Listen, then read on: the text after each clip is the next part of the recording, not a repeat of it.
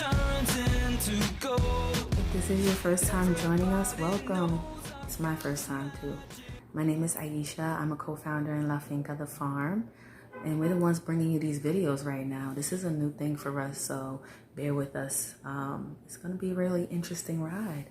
If you don't know, La Finca is a community of artists and urban farmers who are working to become more solid. We're people of color, we're part of the LGBT community, and we're part of the Brooklyn community. And so we are just trying to put the word out. First things first, what makes me qualified to even discuss magical herbs is what we're talking about today. I've been an urban farmer since 2013 in East New York, Brooklyn. Shout out to East New York.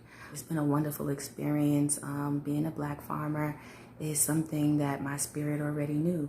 The other reason I'm qualified is that I practice folk spirituality. It's something that is close to me. It was passed down from my ancestors. Unbeknownst to them, people would now call it witchcraft, which is a beautiful thing. Using herbs and roots and healing people is a beautiful thing. And so we're here to remove the stigma from that word witch. Having said that, let's get started. The first herb I want to discuss is mugwort. It is an herb that is used for lucid dreaming, for protection, for astral projection and travel, and even for having visions. Some people use mugwort in their smudge sticks. Smudge sticks are bundles of herbs that you burn to kind of purify the air, a kind of magical element to the air. The next herb I want to talk about is rue. This is one of my favorite herbs to work with. Rue is something that we are also growing at the farm. Also, we're growing inside the home. It's not really something you should probably grow inside the home, but this is rue. Rue is amazing for protection. You can plant it around the outside of your home to protect your home. You might see it in front of people's doors. It's something you can buy at your local corner store if they sell plants. Here in New York, we do at a lot of places. So we have this rue.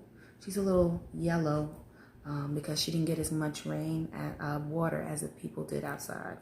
Yes, I call my plants people sometimes. So excuse me, I have to be candid if this video thing is gonna work. So all that to say, rue is an amazing herb. The next thing I want to talk about is rose. Rose is something that's also common. It's like the most common flower there is. And rose is something that has been used throughout time to heal people. Old witches would use rose for making balms or healing spells. I've even heard of people using rose in tea in order to have prophetic dreams. In some cultures, depending on what kind of practice you use, rose water has been used on the temples, applied directly to the temples for curing headaches. Now, I'm not promoting people to use alternative medicine or any kind of medicine. If you do have a headache or persistent headache, please go to your doctor. I am not a doctor. I am just trying to explain how rose can be used in so many different ways. The next herb is my absolute favorite. It's rosemary. Rosemary is something that people use in cooking every day. You see it everywhere. It's in body products. At La Finca, we actually use our herbs, in particular, our rosemary, for many of our products we have right now. Just a body balm and a lip balm. Having said that, rosemary is something that can help you to add a little bit of magic to your everyday. If you wanted to use rosemary maybe on some roasted potatoes, that's my favorite way to use it. Or you could use rosemary in sauces. It pretty much goes on anything. If you're vegan or vegetarian, or if you eat animal products, either way, rosemary is perfect for you. Now, rosemary is definitely for the environmentally conscious witch who might want to use a smudge stick. Oftentimes witches use white sage, which fortunately is becoming endangered, and we're having to find alternatives to use. But in the old times, people used other herbs such as rosemary to do smudge sticks. It purifies the aura. You can gather a handful of them, maybe tie them with a string and burn it. It'll purify your room, your home. It'll give it a beautiful rosemary smell. Rosemary has been known to be used in various natural remedies, including also for headache, again, consult your doctor. One very well-known way is for hair growth. If you have hair loss or you want to have more hair, rosemary somehow promotes hair growth. If anybody knows exactly the science of how rosemary helps hair to grow, let me know. But I use it on my own hair. I infuse my castor oil with it and I apply it to my hair. And castor oil is also known to promote hair growth. So these are some of the ways you can use herbs in your everyday life and bring a little magic into your life every single day. Another thing I wanted to discuss with a lot of you new growers is companion planting.